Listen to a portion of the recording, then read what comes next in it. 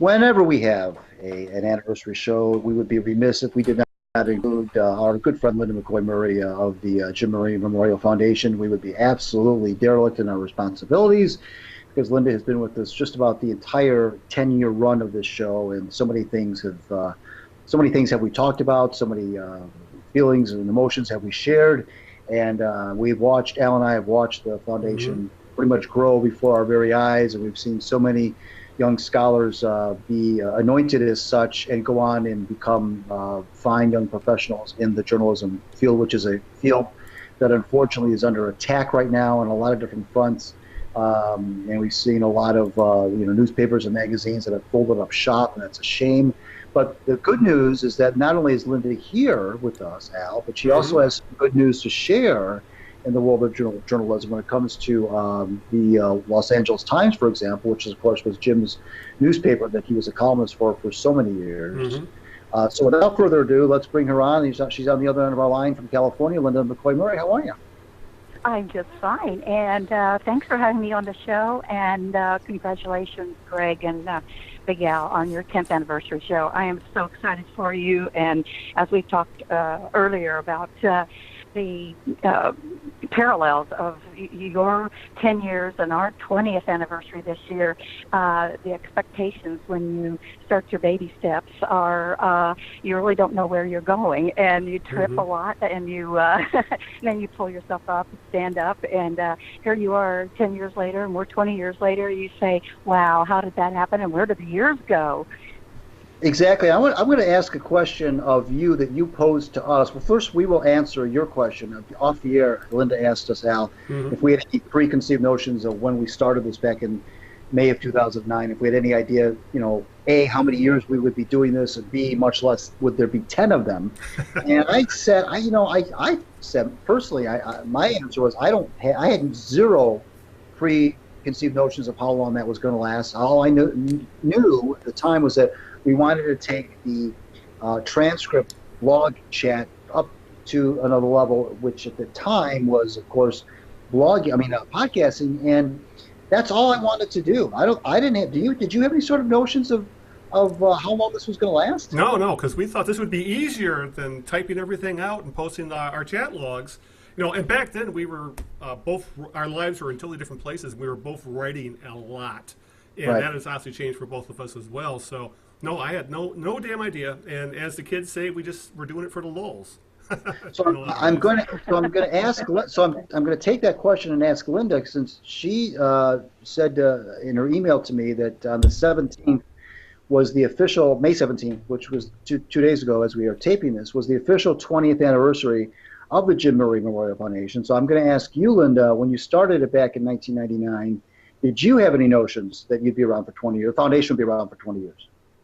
Oh my, no, I really didn't. Then it's taken a lot of people to support the cause, whether it's from the board of directors to volunteers to, the sponsors of our events. A lot of people. I can't even tell you how many thousands of people have been involved with us over a period of 20 years. And to think that we now this year have 119 Murray Scholars, each one having received a sizable, anywhere from 5,000 to, actually, we think we gave 7,500 to 5 students one year on our 10th anniversary.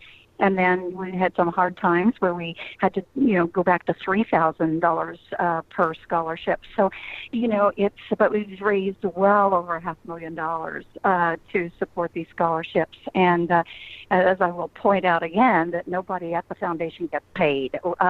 Everything I do is a labor of love. So, to these students, these scholarship winners are like my kids. And they're my love, and now most of them, I wouldn't say most of them, but half of them are married, have families, and so, I have all these Murray Scholar grandbabies around. So that's the realization when you get to 20 years, with any corporation or a foundation or your show, you look back and you look at the achievements and you say, wow, did we really do that? How did that happen? Mm-hmm. And therefore, the grace of God, I guess. It's just one of those things where when you have a passion for something, you strive for that ending of productivity. And as we go into our 21st year, I see that Jim being gone 21 years. Yeah.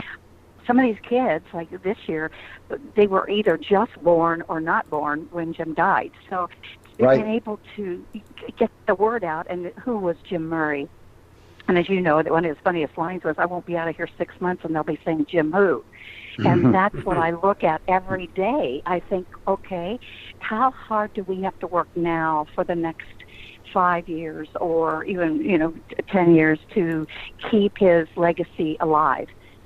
So it's becoming a little more of a struggle. I think the first 5 years was very much a struggle, and then we got into that nice flow, and then all of a sudden it's become more of a challenge. So that's where we are today.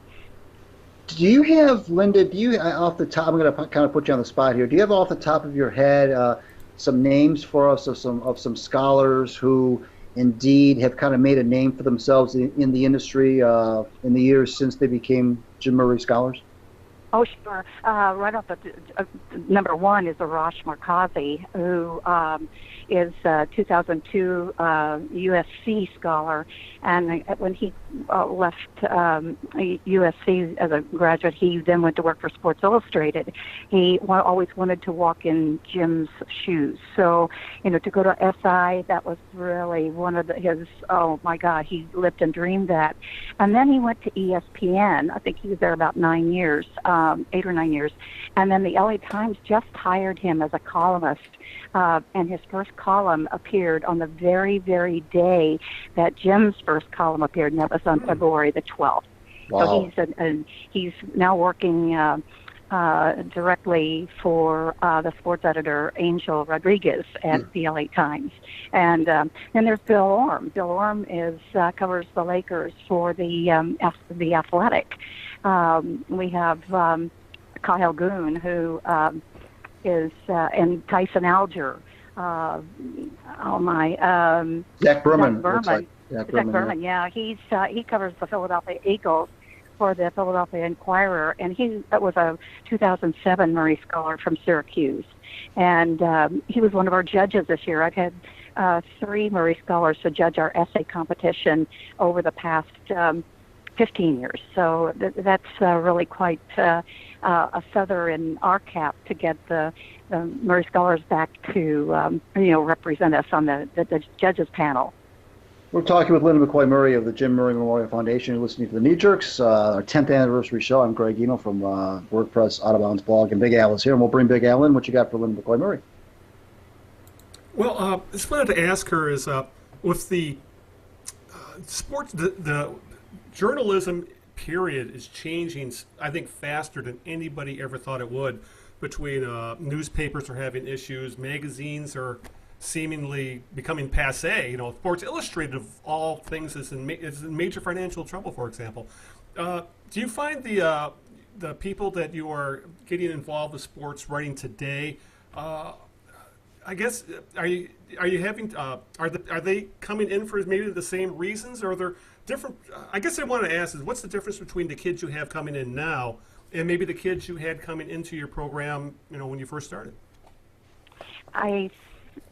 My belief is the kids who are applying for our scholarship today or last year in the future is more in broadcast. Okay. Yes, they would like to be a sideline reporter. They want to be on on ESPN with Neil Everett. It's changing, and the written word is all on the internet now. Yes. That concerns me. I'm not sure that they're getting. What's happening in the journalism schools today. I mean, it's not the the teachings and the fundamentals that they had years ago. I see that in the decline of the number of essays that are coming in from the 38 schools that participate in our essay competition. Our numbers have decreased each year over the past 5 years. So I don't know whether it's the amount of the money of the scholarship, although the schools say no, or is it the chain of command at schools? I don't know that either. I can't get a specific answer. Or I've had several of the larger schools this year say we don't have a qualified student. Now, I don't understand either. And a lot of parents too are saying, wait a minute, I don't like the climate of journalism today. So if you tell me, speaking to the son or daughter, you want to be in journalism or sports journalism especially, you want to do what? I'm not paying tuition for you to go to a dying art. So, then they get with the parents and the school and and there are a lot of scholarships out there, but I don't know why kids aren't applying for them. And then they talk about, student debt. There are so many scholarships out there. All these kids have to do is apply themselves, apply for the scholarship. It's so difficult. And, I get on my bandwagon, but I'm at a loss as to know why. But we've got some strong candidates this year, and I'm hoping that we will have 5 outstanding Murray Scholars this year, as we have in the past 19 years. So, just keep the faith. Yeah. Well, and part of that keeping the faith is the good news you wanted to share about the Los Angeles Times. So fire away about that. Well, I think it's interesting. For 10 years, the LA Times showed us absolutely no love at all. After 2008, of course, we had a market crash. We had a lot of internal upheaval at the Times and changing the guard. And then the new owner, Dr. Patrick Soon-Shiong, came in, and he is so passionate. I went down to the LA Times new headquarters in El Segundo a couple weeks ago and met with sports editor Angel Rodriguez and Arash Marchese, and it was such a pleasure. Now, Dr. Patrick, as he's called, has purchased a lot of land down there, and he's converting one of the buildings adjacent to the LA Times into a museum. And I have offered the Times Jim's memorabilia to set up whether it be a corner or a specific room to call the Jim Murray Room, where they can have, symposiums or any other activity relating to the archives. And, when I tell them, as I do many people, I still have Jim's desk, his chair, his old computer, one of his oldest computers, and we could set up that room just as, where he worked. And that gives a little bit of inspiration to these young writers. And all you have to do is talk to Arash Markazi, who wanted to be a sports writer from the time he was about 7 years old. So, and his dad read Jim Murray's column to him, and he was raised here in L.A. So, I just think that we have a bond with the LA Times now, and they're coming back into our family this year. So we're looking forward to having Dr. Patrick and Angel at our function on the 26th of October. Here in LA. So, that means a lot to me. As I say, I've missed them being part of our family, and now it's time to get them back into the fold. And also into the fold, according to your notes to me, are the Los Angeles Clippers, first-time supporters of the foundation. Talk about that.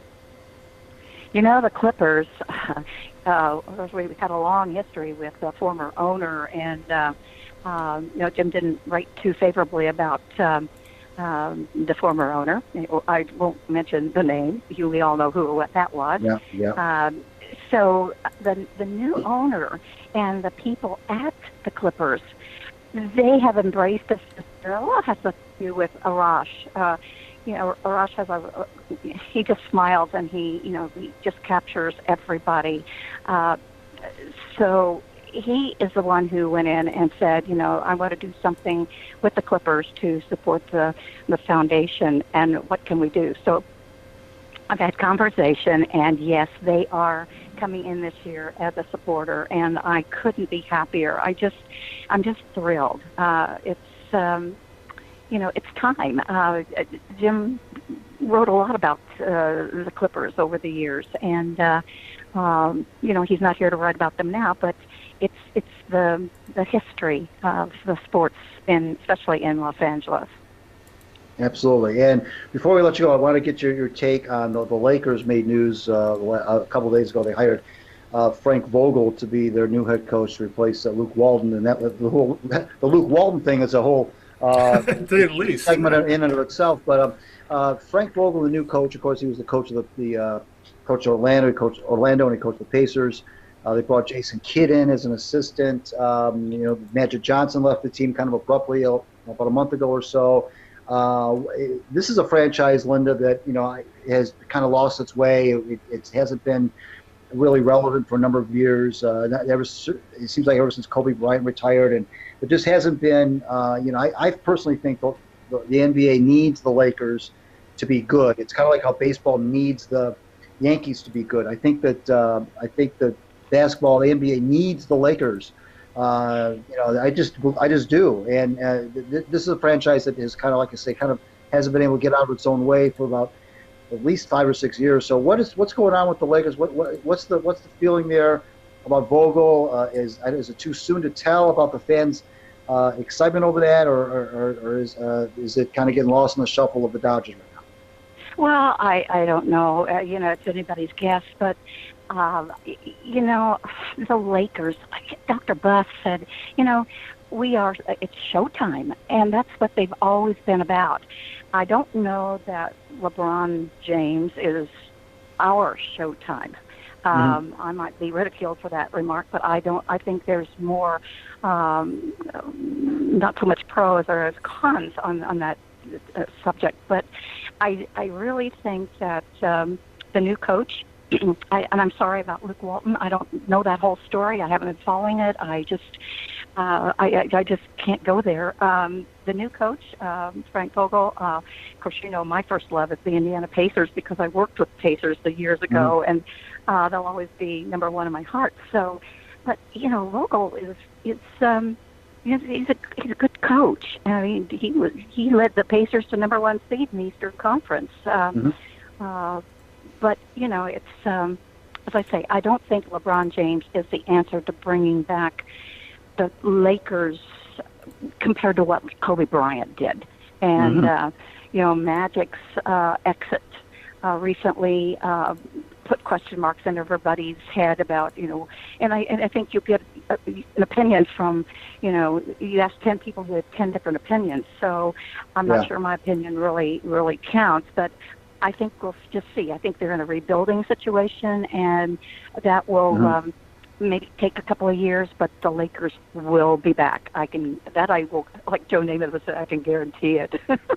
Well, I hope so. This is a franchise now that has, if you had to make a list, Al, of the 10 greatest players to ever play in the NBA, at least half of them would be Lakers. Will Chamberlain, Magic Johnson, Kobe Bryant, LeBron James, Jerry West, and Elgin Baylor. Yeah, I mean, there are, if you had to make, certainly in the top 20 players who ever top players in the NBA, the Lakers would have at least 6 to 8 in that list right there. So that's a franchise that has been awash with star power, and I was just going back at Basketball Reference to make sure that I was right about the last 6 years, and indeed, since 2013, the Lakers have been dreadful. I mean, just absolutely dreadful, and obviously the magic of LeBron didn't rub off in 19. So we'll see what happens next year. But we got to run. We unfortunately got a lot of other people to talk to. Linda, thank you so much for helping us celebrate this anniversary as you do every year. And I wish we should have you on more than just the anniversary shows. But it just seems like these years just fly by. Call me anytime. I just love talking to you guys. Awesome. And again, happy anniversary and good luck with the show. And we'll talk again soon. Thank you. Thanks, Linda. Take care now. Bye-bye.